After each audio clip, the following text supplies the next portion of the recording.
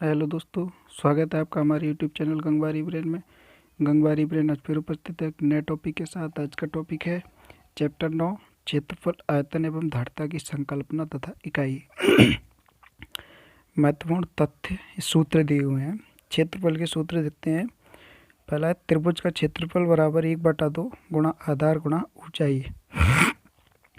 जो वीडियोज डाली गई हैं त्रिभुज, आयत, वर्ग और वृत्त, उनमें त्रिभुज के क्षेत्रफल, आयत के क्षेत्रफल, वर्ग के क्षेत्रफल और वृत्त के क्षेत्रफल, सारे विधियां और इनके करने के तरीके, सवाल सारे वहां पर उन वीडियोज में दिए हुए हैं। उसके लिए इन चारों के लिए वो वीडियो देखें। बाकी जो अन्य ज्यामितीय आकृतियाँ हो जाती हैं उनके क्षेत्रफल और आयतन यहाँ बताए गए हैं। सूत्र देखते हैं। त्रिभुज का क्षेत्रफल बराबर 1/2 गुणा आधार गुणा ऊंचाई।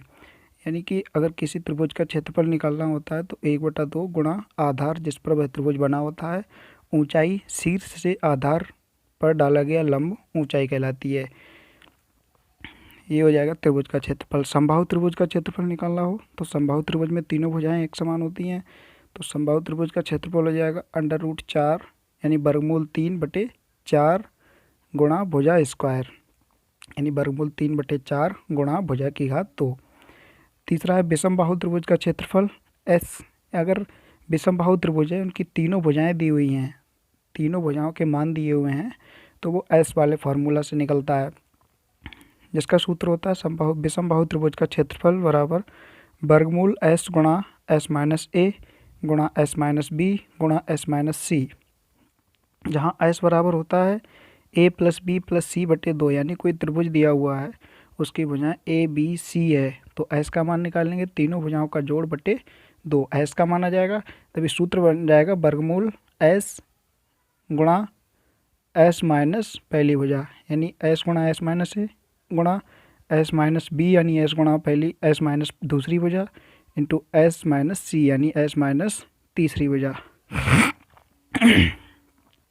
चौथा है आयत का क्षेत्रफल। आयत का क्षेत्रफल, आयत में लंबाई चौड़ाई यानी आमने सामने की भुजाएं बराबर होती हैं और प्रत्येक कोण यानी चारों कोण 90 अंश के होते हैं। तो आयत में लंबाई और चौड़ाई होती है, तो आयत का क्षेत्रफल हो जाएगा लंबाई गुणा चौड़ाई।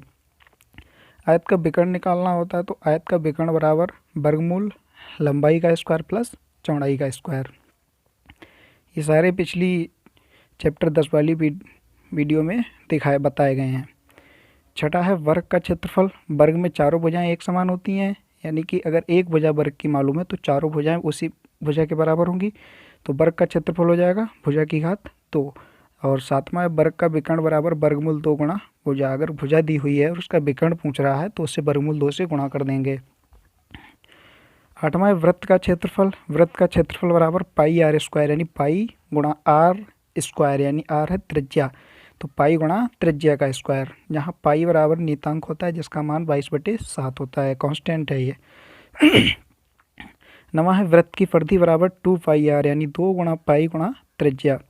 वृत्त की परिधि बराबर 2π गुणा त्रिज्या यानी 2 गुणा पाई का मान 22/7 गुणा त्रिज्या, तो परिधि निकल जाएगी। दसवां है समांतर चतुर्भुज का क्षेत्रफल। समांतर चतुर्भुज में आमने सामने की भुजाएं समांतर और बराबर होती हैं। समांतर चतुर्भुज और आयत में केवल इतना अंतर है कि समांतर चतुर्भुज में आमने सामने की भुजाएं समांतर और बराबर होंगी, आयत में भी आमने सामने की भुजाएं समांतर और बराबर होती हैं, लेकिन कोणों का अंतर है। केवल आयत में चारों कोण 90 अंश के होते हैं, जबकि समांतर चतुर्भुज में समकोण कोण समान होते हैं। तो समांतर चतुर्भुज में वह आधार वह भुजा होगी जिस पर त्रिभुज बना हुआ है, और ऊपरी शीर्ष से आधार भुजा पर खींचा गया लंब उसकी ऊंचाई के बराबर होता है। तो समांतर चतुर्भुज का क्षेत्रफल हो जाएगा आधार गुणा ऊंचाई। समचतुर्भुज है। समचतुर्भुज का क्षेत्रफल बराबर 1/2 विकर्णों का गुणनफल, यानी अगर समचतुर्भुज है, समचतुर्भुज वर्ग के समान होता है। समचतुर्भुज में भी चारों भुजाएं बराबर होती हैं और आप एक दूसरे के सम्मुख भुजाएं समांतर होती हैं। तो समचतुर्भुज का क्षेत्रफल हो जाएगा 1/2 गुणा उनके विकर्णों की गुणा कर लेंगे। अगर किसी समचतुर्भुज के दोनों विकर्ण दिए हुए हैं, उसका क्षेत्रफल निकालना है तो 1/2 गुणा विकर्णों की गुणा हो जाएगी। 12वां है समलंब चतुर्भुज का क्षेत्रफल बराबर। समलंब चतुर्भुज क्या होता है? समलंब चतुर्भुज में सम्मुख भुजाएं का एक जोड़ा समांतर होता है। तो समलंब चतुर्भुज का क्षेत्रफल हो जाएगा 1/2 समांतर गुणा समांतर भुजाओं का योग, यानी जो युग्म भुजाओं का जो जोड़ा समांतर है तो उस जोड़े का योग कर लेंगे और उनके बीच की दूरी से गुणा कर दी जाएगी। इसे डिटेल में समझ लेंगे आगे। आयतन, घन का आयतन बराबर, घन जो होता है एक घन ऐसी आकृति होती है जिसमें लंबाई चौड़ाई ऊंचाई तीनों मापें बराबर होती हैं। जैसे लूडो का पासा होता है वो घनाकार होता है, उसमें लंबाई चौड़ाई ऊंचाई तीनों चीज़ें बराबर होती हैं, तीनों मापें बराबर होती हैं, तो वह घन हो गया। तो घन का आयतन निकालेंगे तो घन का आयतन बराबर भुजा की घात 3 या भुजा गुणा भुजा। ये अगर लंबाई चौड़ाई गुणा ऊंचाई के माध्यम से करेंगे तभी तीनों बराबर हैं। तो जैसे ए लंबाई चौड़ाई ऊंचाई ए है तो ए गुणा ए यानी ए की घात 3। तो वही कर दिया कि घन का आयतन बराबर भुजा की घात 3। घनाभ होता है माचिस के डिब्बे की तरह, घनाभाकार, उसमें लंबाई होती है अलग, चौड़ाई अलग होती है, ऊंचाई अलग होती है। यानी घनाभ का क्षेत्रफल निकालेंगे तो लंबाई गुणा चौड़ाई गुणा ऊंचाई, घनाभ का आयतन सॉरी। घन घनाभ जितनी भी ऐसी वस्तुएं हैं जो धरातल के साथ साथ वायु में भी स्थान घेरती हैं उनका सबका आयतन निकलता है। बाकी आयत वर्ग वृत्त इनका सबका क्षेत्रफल। बेलन का आयतन देखिएगा, बेलन का आयतन पाई आर स्क्वायर एच। बेलन एक ड्रम के आकार का होता है। ड्रम देखा, ड्रम में एक ऊपर वृत्ताकार तली होती है, एक नीचे वृत्ताकार होता है। तो उस वृत्त की जो त्रिज्या होती है वो आर यहाँ पर दी गई है और उसकी जो ऊंचाई होती है वो एच है। तो बेलन का आयतन निकालेंगे बराबर पाई आर स्क्वायर एच, यानी पाई नियतांक हो जाएगा, आर स्क्वायर यानी धरातल तली वाले वृत्त की त्रिज्या का स्क्वायर गुणा ऊंचाई यानी एच, यानी पाई गुणा आर स्क्वायर गुणा एच। बेलन का वक्र पृष्ठ यानी उस ड्रम के चारों ओर जो एक धातु का पृष्ठ लगा होता है उसका वक्र पृष्ठ यानी उसका क्षेत्रफल निकाला जाता है। तो उसका वक्र पृष्ठ निकालोगे तो 2 गुणा पाई गुणा आर गुणा एच, यानी 2 पाई गुणा त्रिज्या हो जाएगी उसकी गुणा ऊंचाई 2 पाई आर एच। शंकु आकार, शंकु का आयतन होता है 1/3 गुणा आधार गुणा 1/3 गुणा आधार का क्षेत्रफल गुणा ऊंचाई। तो शंकु का आयतन हो जाएगा 1/3, आधार का क्षेत्रफल हो जाएगा। आधार शंकु होता है जैसे जोकर की टोपी, वो ऊपर पतली होती है नीचे एक वृत्तीय क्षेत्र होता है। तो आधार का क्षेत्रफल यानी 1/3 गुणा आधार का क्षेत्रफल यानी पाई आर स्क्वायर, क्योंकि वृत्ताकार होता है, गुणा ऊंचाई एच से गुणा कर दिया जाएगा, तभी 1/3 गुणा पाई आर स्क्वायर एच। शंकु का वक्र पृष्ठ 1/2 गुणा आधार की परिधि गुणा तिरछी ऊंचाई, तो बराबर 1/2 गुणा आधार की परिधि हो जाएगी 2 पाई आर, तिरछी ऊंचाई हो जाएगी एल, 2 से 2 कट गया तो पाई आर एल। आगे नमा है शंकु का संपूर्ण पृष्ठ। तो संपूर्ण पृष्ठ में उसका वक्र पृष्ठ आ जाएगा, यानी जितने भी पृष्ठ होंगे शंकु में तो वो सारे जोड़ लिए जाएंगे। जैसे उसकी बाहरी सतह जो ऊपरी सतह होती है वो हो जाएगी पाई आर एल वक्र पृष्ठ, और उसका निचला वृत्तीय क्षेत्र पाई आर स्क्वायर, तो pi r l plus pi r square, जिसमें पाई आर कॉमन ले लेंगे तो शंकु का वक्र पृष्ठ हो जाएगा पाई आर ब्रैकेट में एल प्लस आर। गोले का आयतन होता है 4/3 पाई आर की घात 3, यानी आर है गोले की त्रिज्या और गोले का वक्र पृष्ठ हो जाएगा पाई आर की घात 2, यहाँ भी आर त्रिज्या है। क्षेत्रफल किसे कहते हैं? कोई क्षेत्र अपनी सीमाओं के अंतः में जितना स्थान घेरता है तो घिरे क्षेत्र के धरातल का परिमाप उसका क्षेत्रफल कहलाता है। जैसे कोई भी आकृति जमीन पर जितना भी क्षेत्र घेरता है वह उसका क्षेत्रफल कहलाता है, यानी जमीन पर धरातल पर घेरा गया स्थान क्षेत्रफल के बराबर होता है। वह उसका क्षेत्रफल है। इसी प्रकार किसी भी त्रिभुज की भुजाओं से घिरा धरातल उसका क्षेत्रफल कहलाता है। क्षेत्रफल मापन की इकाई देखेंगे। जैसे त्रिभुज है, तीन भुजाओं से अगर तीन भुजाएं खींच दी और उन तीन भुजाओं से धरातल पर जो स्थान घेरा जाएगा वह त्रिभुज हो जाएगा। चार भुजाओं से धरातल पर जो स्थान घेरा जाएगा वह चतुर्भुज हो जाएगा। पांच भुजाओं से जो स्थान घेरा जाएगा वो पंचभुज हो जाएगा। इस क्षेत्रफल मापन की इकाई वर्ग मीटर होती है। क्षेत्रफल हमेशा वर्ग वर्ग इकाई में होता है। अगर मापें सेंटीमीटर में दी हैं तो क्षेत्रफल हो जाएगा वर्ग सेंटीमीटर। अगर माप मीटर में दी है तो क्षेत्रफल वर्ग मीटर में हो जाएगा। क्षेत्रफल की इकाइयों में संबंध। एक वर्ग मीटर 100 वर्ग डेसीमीटर के बराबर होता है। एक वर्ग मीटर 10,000 वर्ग सेंटीमीटर के बराबर होता है। एक वर्ग सेंटीमीटर 100 वर्ग मिलीमीटर के बराबर होता है। एक एयर 100 वर्ग मीटर के बराबर होता है और एक हेक्टेयर 100 एयर के बराबर होता है। परिमाप जो है, परि मीन्स चारों ओर की, माप मीन्स माप, यानी चारों ओर की माप। जैसे अगर कोई बंद आकृति है तो उसकी जितनी भी भुजाएं होंगी, जो क्षेत्र घेरा जाएगा तो जितनी भी भुजाएं होंगी उन सारी भुजाओं का योग ही परिमाप हो जाएगा। यानी किसी भी आकृति में जितनी भुजाएं हैं सारी भुजाओं का योग कर लेंगे तो भाई उसका परिमाप हो जाएगा। त्रिभुज का परिमाप निकालना तो तीनों भुजाओं का योग हो जाएगा। इसी तरह चाहे कोई भी भुज हो, उसके अगर परिमाप निकालना है तो उसकी जितनी भी भुजाएं हैं सबका योग कर दिया जाएगा। अब देखते हैं सबसे पहले क्षेत्रफल। तो आयत, वर्ग और वृत्त का क्षेत्रफल हम वीडियोज़ के माध्यम से देखेंगे। देखते हैं समांतर चतुर्भुज का क्षेत्रफल। समांतर चतुर्भुज में आमने सामने की भुजाएं समांतर होती हैं। जैसे ए बी समांतर है सी डी के, यानी समांतर भुजाएं कैसी होती हैं? वे भुजाएं जिनके बीच की दूरी समान हो, हर बिंदु पर दूरी समान रहे। तो ए बी समांतर है सी डी के तथा ए डी भुजा समांतर है बी सी के। तो ये दोनों भुजाएं आपस में समांतर हो गई। तो इसका आधार, ये चतुर्भुज आधार ए बी पर बना हुआ है। आधार ए बी पर बना हुआ है तो शीर्ष डी से ए बी पर लंब डाल दिया डी एम। तो ये डी एम क्या हो गया? इनके बीच की दूरी, जिसे क्या कहेंगे? ऊंचाई। तो समांतर चतुर्भुज का क्षेत्रफल हो जाएगा, समांतर चतुर्भुज का क्षेत्रफल बराबर आधार गुणा ऊंचाई होता है। आधार हो जाएगा ए बी गुणा ऊंचाई हो जाएगी डी एम। तो यही हो जाएगा समांतर चतुर्भुज का क्षेत्रफल बराबर ए बी गुणा डी एम या आधार गुणा ऊंचाई। और क्षेत्रफल का मात्रक होता है वर्ग इकाई। देखिए एग्जाम्पल, एक समांतर चतुर्भुज की एक भुजा 18 सेंटीमीटर है, बस समांतर भुजाओं के बीच की दूरी 8 सेंटीमीटर है।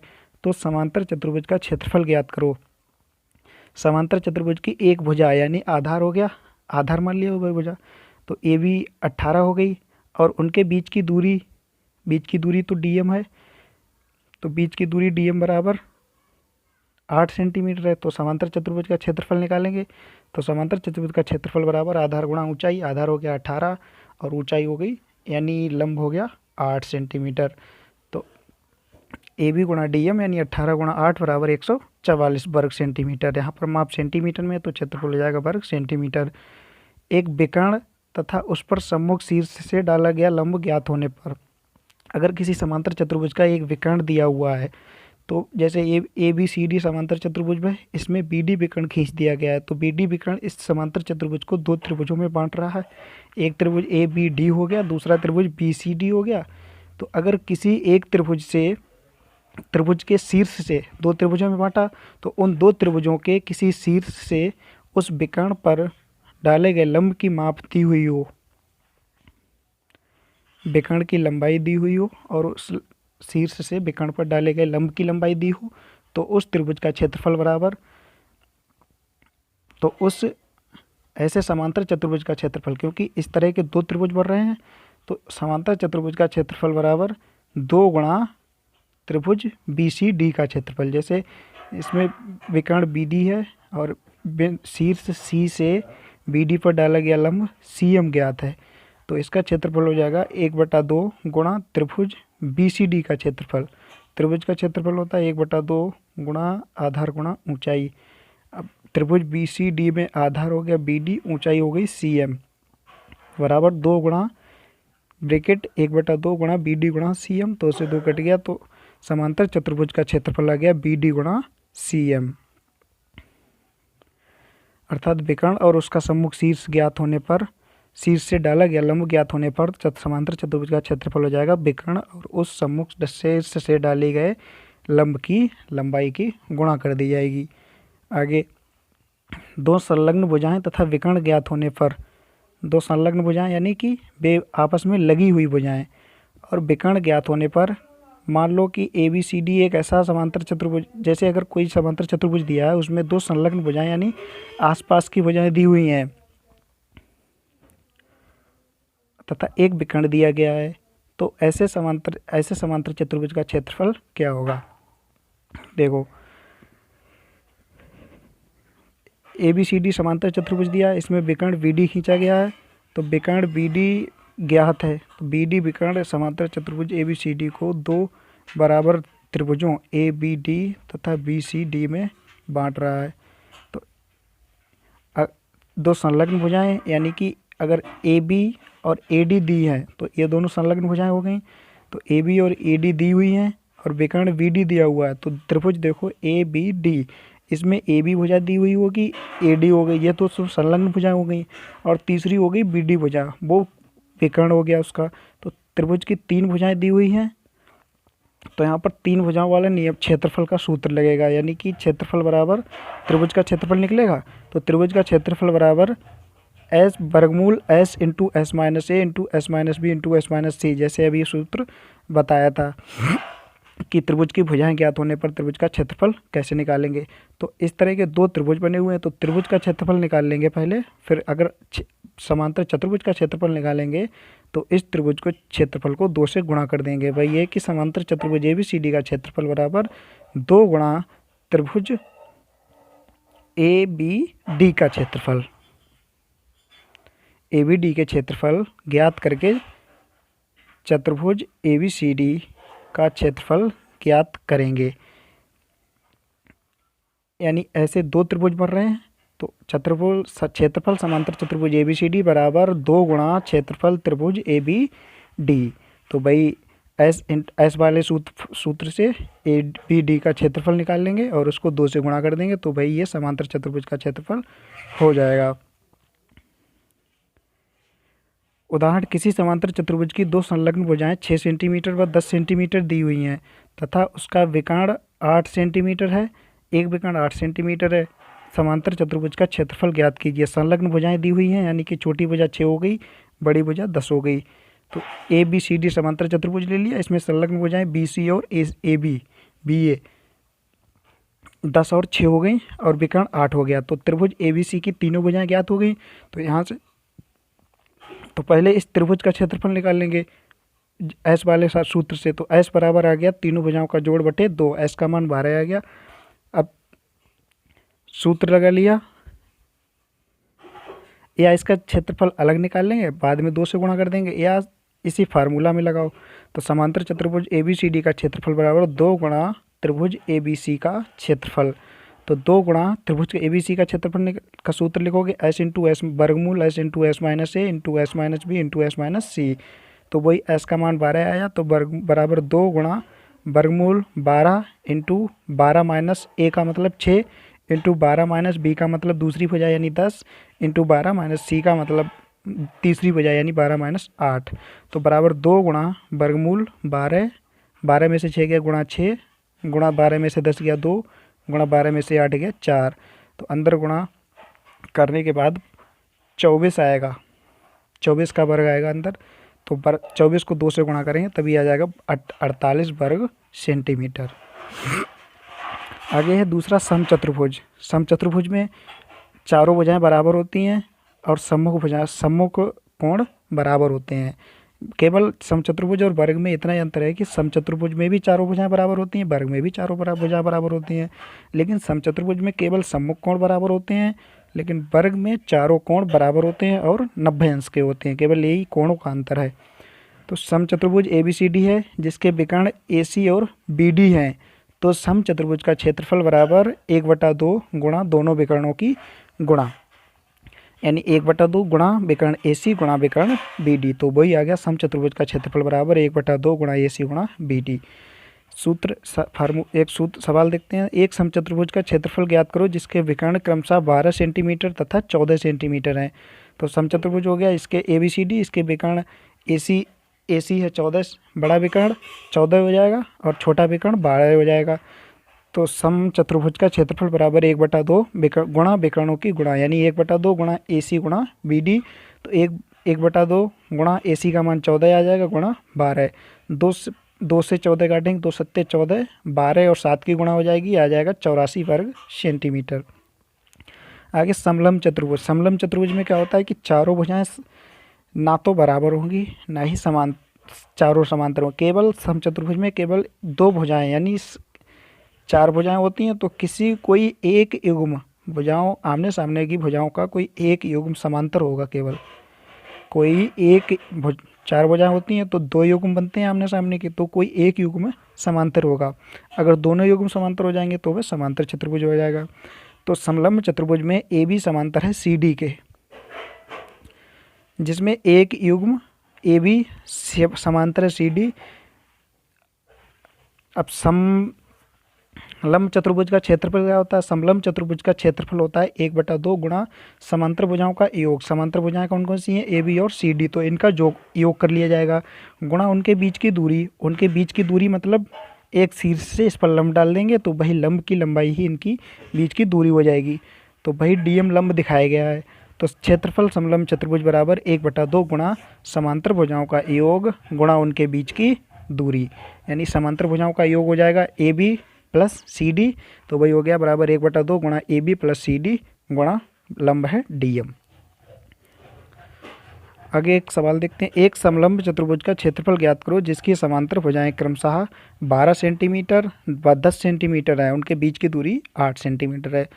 तो समांतर भुजाएं कौन कौन सी हैं? AB है और CD है। तो बड़ी वाली 12 हो जाएगी, छोटी वाली 10 हो गई। उनके बीच की दूरी यानी DM लंब 8 सेंटीमीटर का दिया है। तो समलंब चतुर्भुज का क्षेत्रफल बराबर 1/2 गुणा समांतर भुजाओं का योग गुणा बीच की दूरी। तो बराबर 1/2 गुणा AB प्लस CD गुणा DM बराबर 1/2 गुणा AB का मान है 12 प्लस CD का मान है 10 गुणा 8 आ जाएगा। तो 2 से 8 को काटा 4, तो 12 10 हो गए 22 गुणा 4 गुणा हो जाएगी 88 वर्ग सेंटीमीटर। तो समलंब चतुर्भुज ABCD का क्षेत्रफल हो गया 88 वर्ग सेंटीमीटर। समलंब चतुर्भुज का क्षेत्रफल 160 वर्ग सेंटीमीटर है। दोनों समांतर भुजाओं की लंबाइयाँ 1:3 के अनुपात में हैं। यदि इन भुजाओं में से छोटी भुजा 10 सेंटीमीटर हो तो दोनों भुजाओं के बीच की दूरी ज्ञात करो। एक भुजा 10 सेंटीमीटर है छोटी वाली, तो 1:3 है, यानी जो पहली भुजा होगी जो एक वाली है जिसका 1:3 यानी जो 1/3 लिख सकते हैं भुजाओं का अनुपात, यानी कि पहली भुजा बटे दूसरी भुजा बराबर 1/3। तो 10 से गुणा, एक छोटी भुजा 10 है तो बड़ी भुजा हो जाएगी 10 की 3 गुनी हो जाएगी, यानी कि छोटी भुजा 10 है तो बड़ी भुजा हो जाएगी 10 तियाँ 30। तो वही आ गया बड़ी भुजा बराबर 30 सेंटीमीटर। अब समलंब चतुर्भुज की समांतर भुजाएं 10 सेंटीमीटर हो गई और 30 सेंटीमीटर हो गई। क्षेत्रफल हो गया 160 वर्ग सेंटीमीटर। सूत्र इनके बीच की दूरी पूछ रहा है। तो समलंब चतुर्भुज का क्षेत्रफल बराबर 1/2 गुणा समांतर भुजाओं का योग गुणा उनके बीच की दूरी। तो क्षेत्रफल का मान दिया है तो क्षेत्रफल की जगह रख देंगे। तो 160 बराबर 1/2 ब्रैकेट 10 प्लस 30 समांतर भुजाओं का योग हो गया गुणा बीच की दूरी। बीच की दूरी हमें निकालना है तो कुछ नहीं रखेंगे। तो 2 इधर भाग में है, दूसरी तरफ 1/2 बचा गुणा 30 और 10 40 हो गए गुणा बीच की दूरी बराबर 160। पक्ष बदल लिए, आगे वाला पहले वाला बाद में लिख लिया। तो बीच की दूरी बराबर 2 इधर भाग में है उधर गुणा में चला गया, 40 इधर गुणा में उधर भाग में चला गया। तो बीच की दूरी बराबर 160 गुणा 2/40। 40 से काटा 40 चौक 160, तो 4 बचे ऊपर, तो 4 गुणा 2 बराबर 8 सेंटीमीटर था। समांतर भुजाओं के बीच की दूरी बराबर 8 सेंटीमीटर होगी। एक समलंब चतुर्भुज की समांतर भुजाएं 12 सेंटीमीटर हैं, 18 सेंटीमीटर हैं। उसकी अन्य 2 भुजाएं 8 सेंटीमीटर और 10 सेंटीमीटर हैं। तो समलंब चतुर्भुज का क्षेत्रफल ज्ञात करो। एक समलंब चतुर्भुज है जिसकी समांतर भुजाएं यानी बड़ी 12 और 18 हैं, तो बड़ी वाली भुजा 18 हो गई, समलंब चतुर्भुज बनाया, बड़ी भुजा नीचे वाली हो गई तो ये 18 कर दी, छोटी भुजा ऊपर है ये 12 सेंटीमीटर हो गई। अन्य दो भुजाएं 8 सेंटीमीटर और 10 सेंटीमीटर हैं, ये इधर 8 हो गई उधर 10 सेंटीमीटर हो गई। तो समलंब चतुर्भुज का क्षेत्रफल ज्ञात कीजिए। तो हमने क्या किया, ए बी सी डी है तो सी से ए डी के समांतर रेखा खींची थी, जिसने ए डी को ई बिंदु पर काटा, तो ई बिंदु पर काटा तो जो ए डी, तो जो सी डी आई है तो सी डी भी ए सी ई ए डी के समांतर है, तो सी ई की लंबाई हो जाएगी 8 सेंटीमीटर। जब समांतर है तो इसके बराबर ही होगी, बराबर है तो ये भी 8 हो जाएगी। और तो ए ई सी डी ये एक समांतर चतुर्भुज हो जाएगा, तो इसमें ए ई बराबर ऊपर, समांतर चतुर्भुज में आमने सामने की भुजाएं बराबर और समांतर होती हैं, जैसे ए डी सी ई के बराबर हो गई और समांतर हो गई, तो वैसे ही ए ई और सी डी भी आपस में बराबर होंगी। तो सी डी 12 है तो ए ई भी 12 हो जाएगी, ए ई भी 12 हो गई, तो ये 12 हो गई, पूरी 18 है, तो ई भी कितनी बची, ई भी बची है 12 में से, 18 में से 12 घट जाएगा 6 सेंटीमीटर, तो ई भी बची 6 सेंटीमीटर, और बी सी हो गई 10 सेंटीमीटर, और सी ई बराबर हो गई है 8 सेंटीमीटर।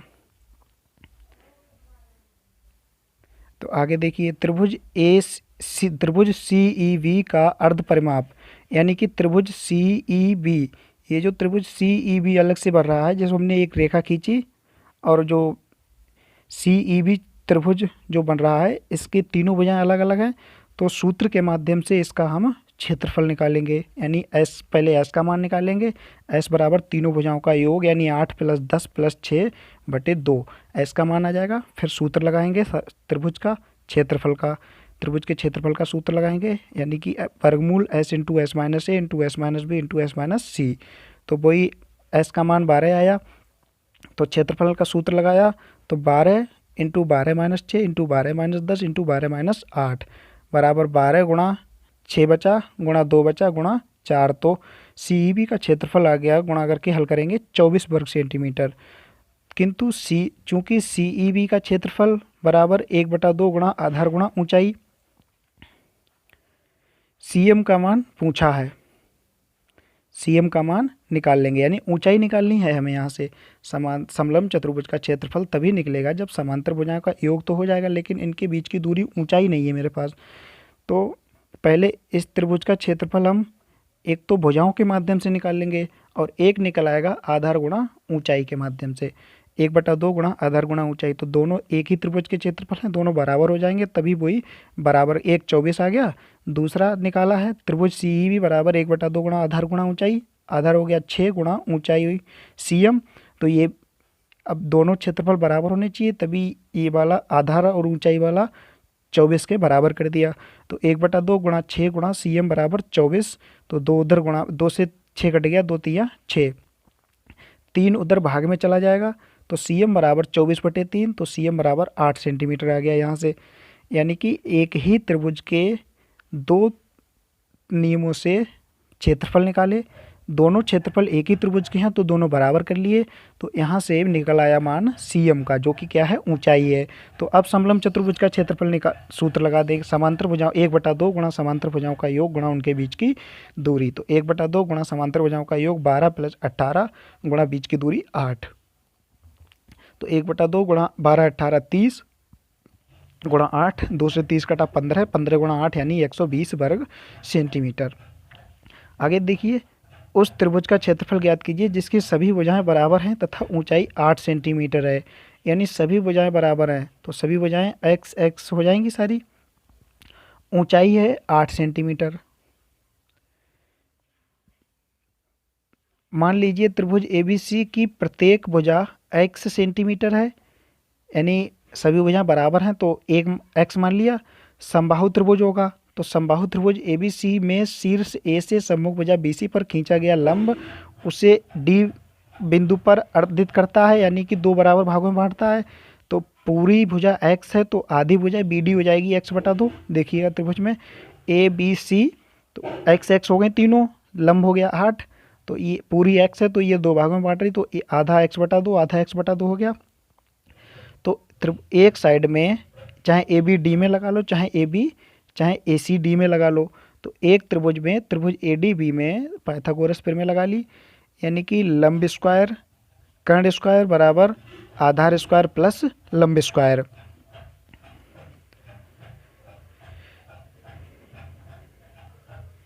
या यहाँ पर वो लगाया कि आधार स्क्वायर बराबर कर्ण स्क्वायर माइनस नहीं लंब स्क्वायर बराबर कर्ण स्क्वायर माइनस आधार स्क्वायर।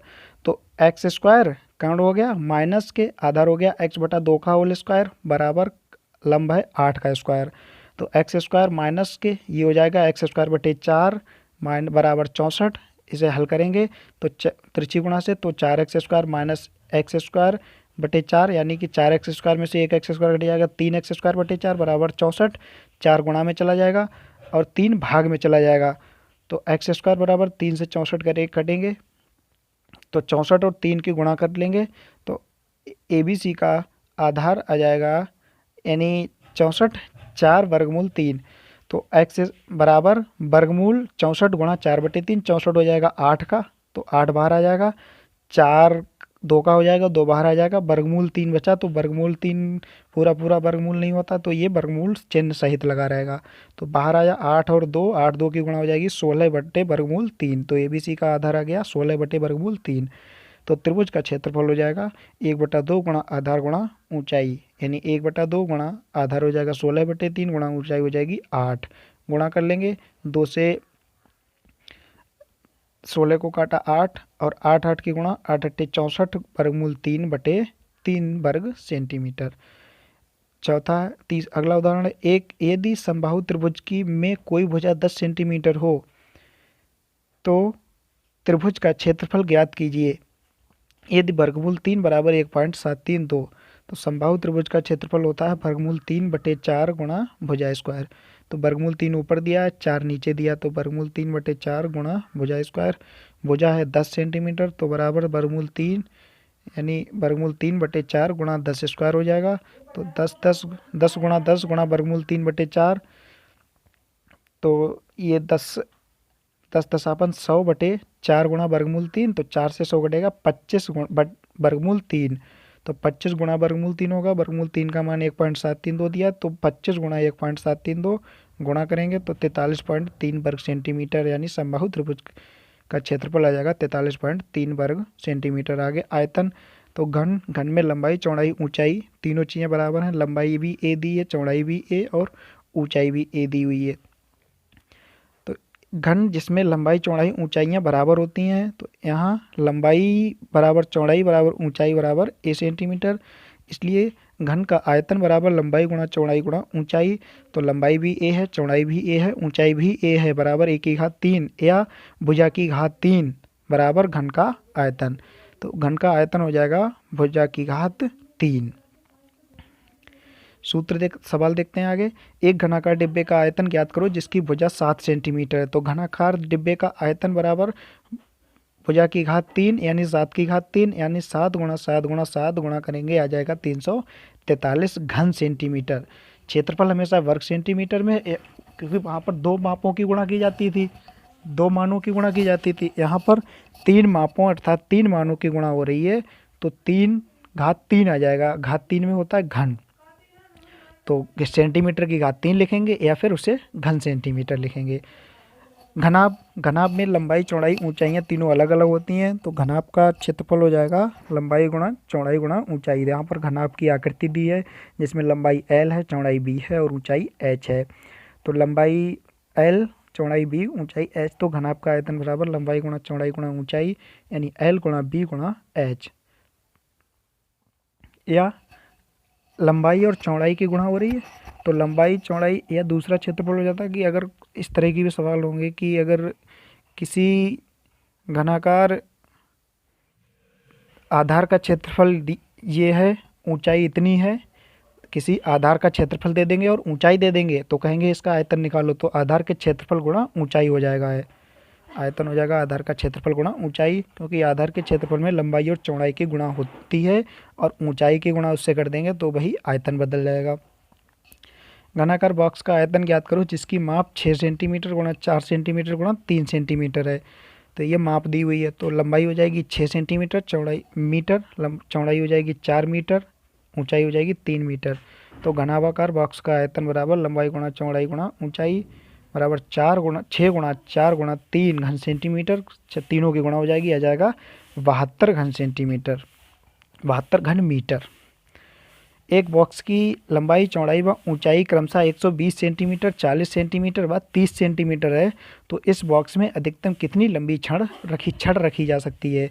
तो उसकी लंबाई के अनुदिश, चौड़ाई के अनुदिश और ऊंचाई के अनुदिश, अगर मतलब एक कोने से दूसरे कोने की तरफ छड़ रखें तो सबसे ज़्यादा लंबी रखी जा सकती है, यानी उसके विकर्ण के रूप में अगर रखी जाए। अगर लंबाई के अनुदिश रखेंगे तब भी लंबाई के बराबर होगी, चौड़ाई के अनुदिश रखेंगे तो चौड़ाई के बराबर, ऊंचाई के अनुदिश रखेंगे तो ऊंचाई के बराबर। अगर हम तिरछी रख दें एक कोने से दूसरे, एक निचले कोने से दूसरे ऊपरी कोने तक, जैसे विकर्ण होता है, तो अगर उस टाइप से रख दें तो लंबाई से भी लंबी छड़ रखी जा सकती है। तो यानी कि विकर्ण, तो बॉक्स की तीनों की संख्या अलग अलग है, अर्थात बॉक्स घनाभाकार है, अतः लंबी से लंबी छड़ बराबर बक्से का विकर्ण। और बक्से का विकर्ण जैसे हमने आयत का विकर्ण पढ़ा था, आयत का विकर्ण बराबर वर्गमूल लंबाई स्क्वायर प्लस चौड़ाई स्क्वायर। तो यहाँ पर घनाभ का विकर्ण होता है बराबर वर्गमूल लंबाई स्क्वायर प्लस चौड़ाई स्क्वायर प्लस ऊंचाई स्क्वायर। तो वही हो गया बराबर लंबाई स्क्वायर प्लस चौड़ाई स्क्वायर प्लस ऊंचाई स्क्वायर। लंबाई हो गई 120 का स्क्वायर प्लस 40 का स्क्वायर प्लस 30 का स्क्वायर, ये हो गया 114,400 प्लस 1600 प्लस 900, जोड़ेंगे आ जाएगा 169,000, यानी 16,900 का वर्गमूल। 16,169 13 का होता है और 2 जीरो में से 1 जीरो बाहर आ जाएगा, तो ये 130 का वर्गमूल 16,900 130 का वर्गमूल हो गया, तो आ गया 130 सेंटीमीटर। अर्थात लंबाई तो 120 सेंटीमीटर है, तो उसमें लेकिन उसमें छड़ रखी जा सकती है 130 सेंटीमीटर, जो कि विकर्ण की स्थिति में रखी जाएगी। तीसरा है, बेलन में दो वृत्ताकार आधार व ऊंचाइयाँ होती हैं। ये बेलनाकार दिया हुआ है आकृति, इसमें एक जैसे ड्रम होता है तो उसमें एक वृत्तीय क्षेत्र नीचे होता है, एक वृत्तीय क्षेत्र ऊपर होता है, चारों तरफ किसी धातु का आवरण लगा हुआ होता है, जैसे वक्र पृष्ठ कहते हैं। तो बेलन में दो वृत्ताकार आधार व ऊंचाई होती है, जिसके आधार की त्रिज्याएं, दोनों आधारों की त्रिज्याएं समान होती हैं। त्रिज्याएं r दी हुई हैं और ऊंचाई h है। तो बेलन का आयतन हो जाएगा, आयतन बराबर आधार का क्षेत्रफल गुणा ऊंचाई। आधार है वृत्ताकार, तो आयतन बराबर वृत्ताकार यानी क्षेत्रफल पाई आर स्क्वायर गुणा h। तो बेलन का आयतन बराबर हो जाएगा पाई आर स्क्वायर h। बेलन का वक्र पृष्ठ यानी कि जो चारों तरफ ऊपर वाले आधार को, नीचे वाले आधार को छोड़ देंगे, जो चारों तरफ का जो पृष्ठ लगा होता है किसी धातु का आवरण, उसे क्या कहते हैं, वक्र पृष्ठ। और किस वक्र पृष्ठ, उसमें उसका एक क्षेत्रफल होता है, उसे वक्र पृष्ठ में खास ऊंचाई नहीं होती है, तो उसका एक क्षेत्रफल होता है, तो वक्र पृष्ठ क्षेत्रफल के रूप में होता है। तो वक्र पृष्ठ हो जाएगा वृत्तीय आकार की परिधि, परिधि यानी जो वृत्त दिया हुआ होता है ऊपरी या नीचे, तो उसमें परिधि यानी 2 पाई आर, वृत्त की परिधि 2 पाई आर होती है, गुणा कितना ऊंचा है ये परिधि, तो वह h से गुणा कर देंगे। तो बेलन का वक्र पृष्ठ बराबर वृत्तीय आकार की परिधि गुणा ऊंचाई यानी 2 पाई आर गुणा h। तो बेलन का वक्र पृष्ठ हो जाएगा 2 पाई आर h।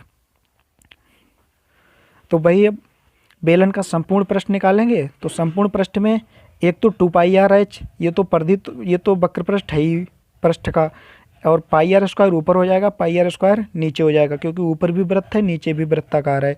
तो पाई आर स्क्वायर ऊपर, पाई स्क्वायर नीचे, तो 2 पाई आर स्क्वायर हो जाएगा।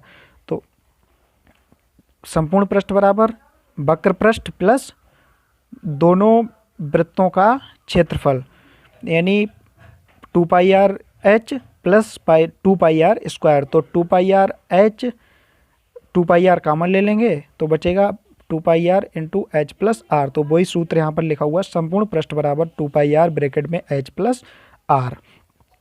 एक बेलन के आधार की त्रिज्या 21 सेंटीमीटर, ऊंचाई 14 सेंटीमीटर है, तो इस बेलन का आयतन, वक्र पृष्ठ व संपूर्ण पृष्ठ ज्ञात करो। यहाँ पर ये बेलन दिखाया गया है, त्रिज्या 21 सेंटीमीटर जिसे नीचे शो किया गया है, और ऊंचाई 14 सेंटीमीटर है। तो बेलन का आयतन होता है पाई आर स्क्वायर एच बराबर पाई का मान 22/7 गुणा आर स्क्वायर यानी 21 का स्क्वायर गुणा एच का मान 14 बराबर 7 से 14 कटे 7 दूनी 14, तो यहाँ पर केवल 22 बचा गुणा 21 का स्क्वायर गुणा 2 बराबर 22 गुणा 21 का स्क्वायर मतलब 21 की 2 बार गुणा 22 गुणा 21 गुणा 21 गुणा 2, तो 22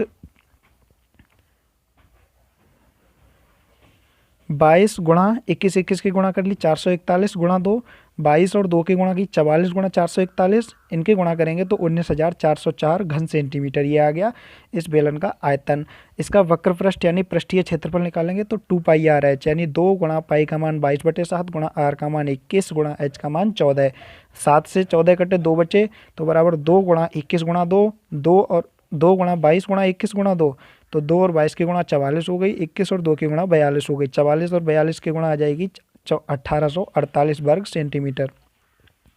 संपूर्ण पृष्ठ निकालेंगे तो 2 पाई आर ब्रैकेट में एच प्लस आर, या कोई याद रखने वाला नहीं है कि इसमें ये जो 2 पाई आर एच आया, अब पाई आर स्क्वायर और जोड़ लेंगे तो पाई आर स्क्वायर का दोगुना करके इस 2 पाई आर एच में जोड़ देंगे मान, या फार्मूला लगा देंगे सीधे। तो संपूर्ण पृष्ठ बराबर 2 पाई आर ब्रैकेट में एच प्लस आर बराबर 2 गुणा पाई का मान 22/7 गुणा आर का मान 21 ब्रैकेट में एच का मान 14 गुणा आर का मान 21, तो 7 से 21 कटे 7 या 21, तो 22 2 गुणा 22 गुणा 3 गुणा 21 और 14 हो गए 35, तो 2 22 और 3 की गुणा आ जाएगी 132 गुणा 35 गुणा करेंगे आ जाएगा 4620 वर्ग सेंटीमीटर।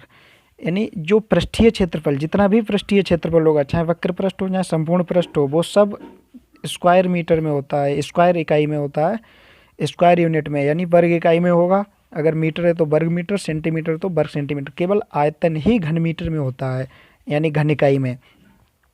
आगे शंकु, शंकु एक वृत्तीय आधार होता है जिसकी त्रिज्या आर होती है, जैसे जोकर की टोपी होती है शंक्वाकार होती है। ये नीचे से एक वृत्तीय आधार होता है और नीचे से ऊपर की ओर एक नुकीली होती चली जाती है यानी पतली होती चली जाती है, जिसमें एक वृत्तीय क्षेत्र होता है यानी उसकी त्रिज्या होती है और सीधी ऊंचाई एच होती है और तिरछी ऊंचाई होती है जिसे एल दिखाया गया है। तो शंकु का आयतन हो जाएगा 1/2 गुणा आधार का क्षेत्रफल यानी पाई आर स्क्वायर है, ठीक है, 1/2 गुणा आधार का क्षेत्रफल गुणा ऊंचाई, तो बराबर शंकु का आयतन शंकु का आयतन 1/2 1/3 होगा यहाँ पे 1/3 गुणा आधार का क्षेत्रफल गुणा ऊंचाई, तो 1/3 गुणा आधार आ जाएगा पाई आर स्क्वायर गुणा ऊंचाई आ जाएगी एच। शंकु का आयतन बराबर 1/3 पाई आर स्क्वायर एच। शंकु के आयतन में सॉरी ध्यान रखिएगा 1/3 होगा यहाँ पर सूत्र में भी, और आगे सवाल करवाए में वहाँ पर भी 1/3 करना होगा। तो शंकु का वक्र पृष्ठ इसमें 1/2 ही होता है। शंकु का वक्र पृष्ठ बराबर आधार की परिधि यानी 2 पाई आर, आधार की त्रिज्या वृत्तीय है, आर है त्रिज्या, तो परिधि हो जाएगी 2 पाई आर गुणा तिरछी ऊंचाई यानी एल, तो 2 से 2 कट गया तो बचा पाई आर एल, तो शंकु का वक्र पृष्ठ आ गया पाई आर एल। संपूर्ण पृष्ठ निकालेंगे तो pi r l plus pi r square आधार का क्षेत्रफल में ऊपरी वक्र पृष्ठ जोड़ देंगे तो pi r square plus pi r l, तो पाई आर कॉमन हो गया दोनों, तो पाई आर ब्रैकेट में एल प्लस आर। अब एक जो फार्मूला एक सवाल दिया है उदाहरण, इसमें आयतन में ध्यान रखेंगे 1/3 किया गया है, यहाँ पे करना पड़ेगा।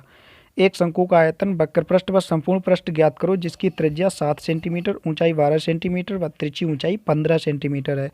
तो आधार त्रिज्या है 7 सेंटीमीटर, इसे त्रिज्या की तरह लिख दिया गया, और ऊंचाई है सीधी ऊंचाई 12 सेंटीमीटर और तिरछी ऊंचाई 15 सेंटीमीटर है। तो शंकु का आयतन सॉरी यहाँ पे गलत सूत्र लिखा है 1/2 पाई आर स्क्वायर एच लिखा हुआ है, जबकि होगा 1/3 पाई आर स्क्वायर एच।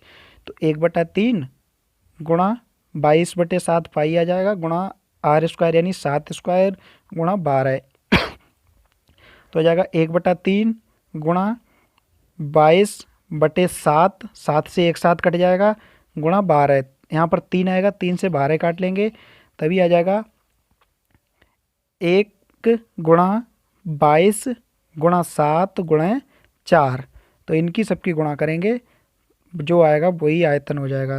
यहाँ पर 1/3 होगा 3 से 12 कटेंगे, 22 सेफ रहेंगे। शंकु का वक्र पृष्ठ निकालेंगे। वक्र पृष्ठ का सूत्र होता है पाई आर एल, तो बराबर 22/7 गुणा आर है 7 गुणा एल है तिरछी ऊंचाई यानी 15। 7 से 7 कट गया, 22 गुणा 15, तभी शंकु का वक्र पृष्ठ आ गया 330 वर्ग सेंटीमीटर। आयतन ध्यान से देख करना पड़ेगा। शंकु का संपूर्ण पृष्ठ बराबर पाई आर ब्रैकेट में एल प्लस आर यानी पाई यानी 22/7 गुणा आर का मतलब 7 ब्रैकेट में एल यानी 15 प्लस आर का मतलब 7। तो 7 से 7 बाहर कट गया तो बचा 22 गुणा 15 और 7 22, 22 22 44, नहीं 22 और 22 की गुणा होगी तो 484 वर्ग सेंटीमीटर। आयतन घन सेंटीमीटर में होगा, जबकि वक्र पृष्ठ और संपूर्ण पृष्ठ ये दोनों वर्ग सेंटीमीटर या वर्ग इकाई में आएंगे। गोला पूर्णतया ठोस होता है जिसकी त्रिज्या आर होती है। गोला और वृत्त में ये अंतर है, गोले में भी त्रिज्या आर होती है और वृत्त में भी, लेकिन गोला वृत्त एक क्षेत्रीय भाग घेरता है, जबकि गोला जो है क्षेत्र के साथ साथ वायु में भी भाग घेरता है। तो गोले में मतलब गोला ठोस होता है जो कि आयतन घेरता है, तो वही गोले का आयतन निकलता है। तो गोले की त्रिज्या है आर, तो गोले का आयतन हो जाएगा 4/3 पाई आर की घात 3 यानी 4/3 गुणा पाई गुणा आर की घात 3, और वक्र पृष्ठ हो जाएगा 4 पाई आर स्क्वायर। ये सूत्र ध्यान रखने पड़ेंगे। एक गोले की त्रिज्या 42 सेंटीमीटर है, तो इस गोले का आयतन व वक्र पृष्ठ ज्ञात करो। गोले का आयतन हो जाएगा 4/3 पाई आर की घात 3 बराबर 4/3 गुणा पाई हो जाएगा 22/7 गुणा आर की घात 3 यानी 42 की घात 3। तो 4/3 गुणा 22/7 गुणा 42 गुणा 42 गुणा 42। 7 से 42 काटा 6 आया, अब 3 से 6 को काटा 2 आया, बचा 4 गुणा 22 गुणा 2 गुणा 42 गुणा 42। तो 22 और 4 की गुणा आई 88, 2 और 42 की आ गई 84 गुणा 42। इन सब की गुणा करेंगे तो 31,046 31,10,464 घन सेंटीमीटर आयतन आ जाएगा। गोले का वक्र पृष्ठ निकालेंगे तो 4 पाई आर स्क्वायर यानी 4 गुणा पाई का मान 22/7 गुणा आर स्क्वायर यानी 42 का स्क्वायर, तो 4 गुणा 22/7 गुणा 42 गुणा 42, 7 छक्के 42 यानी 4 गुणा 22 गुणा 42 गुणा 6, तो 4 गुणा 22 गुणा 42 गुणा 6, तो 4 और 22 की गुणा 88 हो गई गुणा 42 और 6 की गुणा 252, और इन दोनों की गुणा करेंगे तो 21,176 वर्ग सेंटीमीटर आ जाएगा। यहाँ पर भी वक्र पृष्ठ है, तो जितने भी पृष्ठ होंगे वो सारे वर्ग इकाई में आएंगे और केवल आयतन घन इकाई में होगा। आयतन की मापें, चूँकि 1 सेंटीमीटर 10 मिलीमीटर होता है, तो 1 घन सेंटीमीटर हो जाएगा 10 की घात 3 घन सेंटीमीटर, और 1 डेसीमीटर 10 सेंटीमीटर होता है, तो 1 घन डेसीमीटर हो जाएगा 10 की घात 3 घन सेंटीमीटर। तो इसी तरह ये हो गई मापें। देखिए, किसी 5 सेंटीमीटर भुजा के वर्गाकार मुंह वाले नल में पानी का बहाव 30 मीटर प्रति मिनट है, तो इससे 60 सेंटीमीटर कोर की एक घनाकार टंकी कितने समय में भरी जा सकती है। 60 सेंटीमीटर घन कोर की घनाकार घन 7 सेंटीमीटर कोर की एक घनाकार टंकी है, यानी कि घनाकार जो टंकी है वो घन के आकार की है, और घन में तीनों भुजाएं बराबर होती हैं। तो एक कोर यानी एक भुजा दी है 60 सेंटीमीटर, तो तीनों भुजाएं हो जाएंगी 60 सेंटीमीटर हो जाएंगी तीनों भुजाएं। किसी 5 सेंटीमीटर भुजा के वर्गाकार मुंह से, यानी कि वर्गाकार जो जिससे नल से पानी आ रहा है वो है वर्गाकार, तो उस वर्गाकार यानी लंबाई और चौड़ाई दोनों बराबर होंगी, तो भुजा होगा उसका क्षेत्रफल हो जाएगा 5, और यानी वर्गाकार जो मुंह वाला नल दिया हुआ है तो उसकी लंबाई और चौड़ाई दोनों 5-5 हो जाएगी, क्योंकि वह वर्ग के आकार का है। और प्रति मिनट 30 मीटर प्रति बहाव है 30 मीटर प्रति मिनट, यानी 1 मिनट में ये है उसका पानी का बहाव कि इतनी पानी की मात्रा आ जाती है 1 मिनट में। तो इसको पानी का बहाव बराबर 30 मीटर प्रति मिनट, तो मीटर प्रति मिनट है, तो मीटर को सेंटीमीटर में बदलेंगे तो 1 मीटर में 100 होते हैं, तो 30 को 100 से गुणा करेंगे तभी आ जाएगा 3000 सेंटीमीटर प्रति मिनट। क्यों बदला? क्योंकि ये जो भुजाएं हैं ये सारी सेंटीमीटर में दी हुई हैं, तो एक ही मान में सारे चेंज कर लेंगे। अगर अलग अलग मान में हो तो आंसर गलत आएगा। टंकी में प्रति मिनट जाने वाला पानी का आयतन बराबर नल के मुंह का क्षेत्रफल गुणा बहाव। यानी कि टंकी में प्रति मिनट कितना पानी जाएगा, जितना टंकी से निकलेगा और जितना मतलब टंकी का क्षेत्र होगा उसको प्रति मिनट बहाव से गुणा कर देंगे, तो जितना पानी निकलेगा वो उसमें चला जाएगा। तो जाने वाले पानी का आयतन बराबर नल के मुंह का क्षेत्रफल, मुंह वर्गाकार है तो वर्गाकार यानी 5 गुणा 5 गुणा बहाव यानी 3000, तो गुणा हो जाएगी। तो टंकी के अंदर का आयतन और तो टोटल जाने वाला पानी हो जाएगा 5 पंजे 25 तियाँ, मतलब पूरी गुणा नहीं की, इसे बाद में क्योंकि काटना भी पड़ेगा, सरल करना पड़ेगा, तो ये आसानी से सरल हो जाएगा। तो इसीलिए इसे नल के मतलब पानी का आयतन छोड़ दिया यहीं तक। तो टंकी का आयतन निकालेंगे, टंकी घनाकार है तो भुजा की घात 3 होता है यानी 60 की घात 3 यानी 60 गुणा 7 गुणा 60। तो टंकी को भरने में लगा समय बराबर टंकी का जितना आयतन है और आयतन में से प्रति मिनट में कितना पानी जाता है, प्रति मिनट में कितना पानी जाता है और जितना आयतन है तो आयतन को प्रति मिनट जाने वाले पानी से भाग कर देंगे तो टंकियों में भरने में लगा समय ज्ञात हो जाएगा। तो टंकी को भरने में लगा समय बराबर टंकी का आयतन बटे प्रति मिनट टंकी में जाने वाले पानी का आयतन। तो 60 गुणा 60 गुणा 60 बटे 5 गुणा 5 गुणा 3000। तो 5 से ये सब काटेंगे तो 5 से आ जाएगा 3 जीरो पहले कट जाएंगे, सारे तीनों जीरो कट जाएंगे, 3 से कटेगा 3 दूनी 6, ऊपर आ जाएगा 6 छक्के 36 दूनी 72 बटे 25, 72 बटे 25। तो इसे सरल कर लेंगे या भाग कर लेंगे तो 2.88 मिनट आ जाएगा। एक रोलर का व्यास 84 सेंटीमीटर है और लंबाई 120 सेंटीमीटर है। यदि एक खेत के मैदान को समतल बनाने में 500 चक्कर लगाता है तो 30 पैसे प्रति वर्ग मीटर की दर से खेल के मैदान को समतल बनाने की लागत ज्ञात कीजिए। रोलर का व्यास 84 हो जाएगा तो त्रिज्या हो जाएगी इसका आधी, व्यास की आधी त्रिज्या होती है तो हो जाएगी 42 सेंटीमीटर त्रिज्या होगी। और लंबाई यानी कि जो लंबाई होगी वह रोलर एक बेलन के आकार का होता है, रोलर का जो पहिया, तो उसकी जो लंबाई है वो ऊंचाई का काम करेगी और त्रिज्या हो गई 42 सेंटीमीटर। आगे देखिए 500 एक चक्कर में वो अपने एक वक्र पृष्ठ के बराबर दाब लेगा, एक चक्कर में उसके वह अपने वक्र पृष्ठ की बराबर क्षेत्र को समतल कर देगा। तो 500 चक्कर में निकालेंगे तो वक्र पृष्ठ को 500 से गुणा कर दी जाएगी।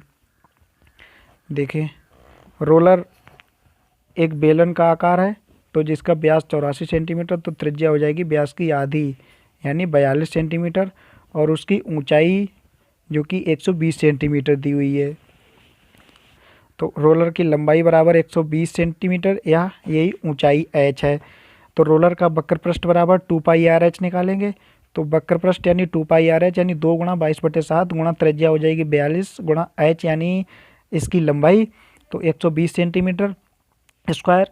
तो गुणा करेंगे 7 से 42 कटेगा, 7 छक्के 42 और इनकी फिर आ जाएगा 2 गुणा 22 गुणा 6 गुणा 120, सबकी गुणा करेंगे तो आ जाएगा 31,680 सेंटीमीटर स्क्वायर।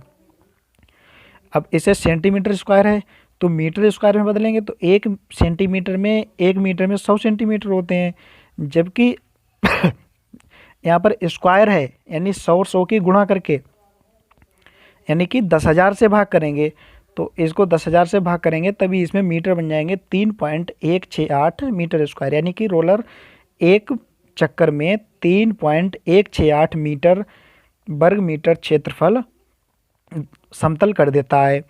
यही हो गया बराबर रोलर के एक चक्कर में तय किया गया क्षेत्रफल। तो 500 चक्कर में कितना तय करेगा, 500 को गुणा कर देंगे तभी आ जाएगा 1584 मीटर स्क्वायर। प्रति वर्ग मीटर की दर से खर्चा लेता है 0.30 पैसा प्रति वर्ग मीटर की खर्चा से, यानी कि प्रति वर्ग मीटर 30 पैसे लेता है। तो इतने रुपए को इतने मीटर को गुणा करेंगे तो 0.30 गुणा 1584 और 700 गुणा करेंगे तो 475.20 रुपये आ जाएगा, यानी 475 रुपये 20 पैसे। अब वो 30 पैसे दिया हुआ था तो पैसे को हम दशमलव लगा के लिखते हैं, तो वही हो गया 0.30, इससे गुणा किया गया था। आगे देखो, 24 सेंटीमीटर ऊंचाई वाले शंकु का वक्र पृष्ठीय क्षेत्रफल 550 है। इसका आयतन ज्ञात कीजिए, यानी वक्र पृष्ठ या क्षेत्रफल, वक्र पृष्ठ दिया हुआ है 550 सेंटीमीटर स्क्वायर, ऊंचाई है 24, इसका आयतन ज्ञात करना है। तो पहले वक्र पृष्ठ का क्षेत्रफल का सूत्र लगाएंगे, तो यहाँ से हम r का मान निकाल लेंगे। ये हो गई त्रिज्या। तो एक शंकु का आधार r है, तिरछी ऊंचाई l है, तो हम जानते हैं कि तिरछी ऊंचाई यानी l स्क्वायर बराबर r square plus h square, यानी एक समान समकोण त्रिभुज बनता है। तो त्रिज्या हो जाएगी आधार, सीधी ऊंचाई h हो जाएगी, और जो l स्क्वायर तिरछी ऊंचाई वो कर्ण हो जाएगा।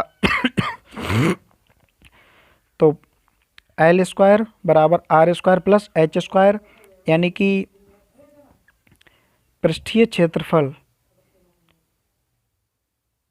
हाँ, यानी l स्क्वायर बराबर r स्क्वायर प्लस ऊंचाई है 24, यानी 24 का स्क्वायर हो जाएगा, यानी 576। तो l बराबर वर्गमूल r स्क्वायर प्लस 576।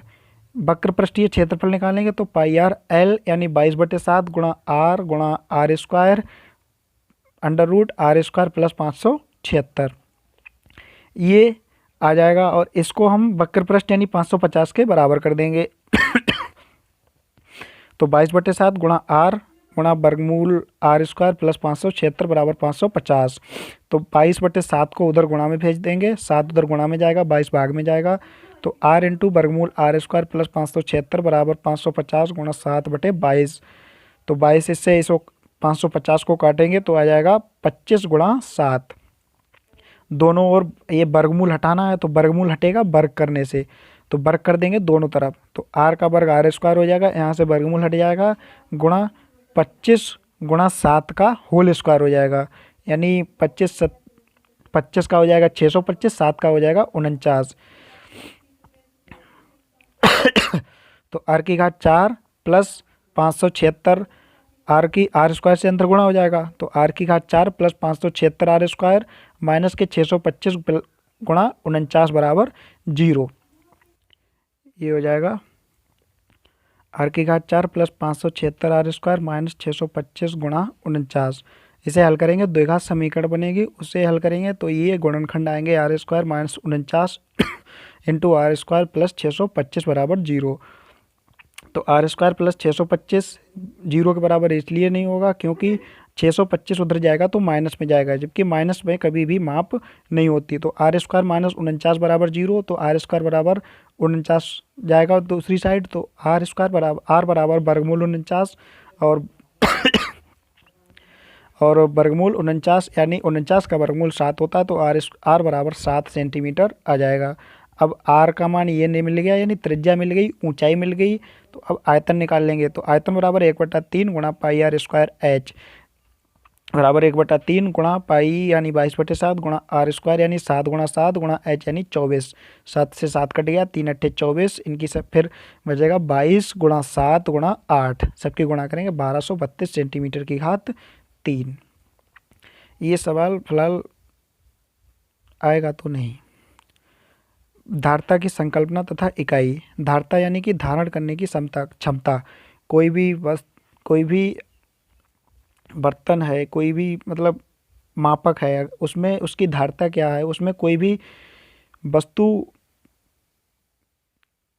जितनी मात्रा में आ जाएगी भाई उसकी धारता हो जाएगी, यानी किसी भी वस्तु की धारण करने की क्षमता को उसकी धारता कहते हैं।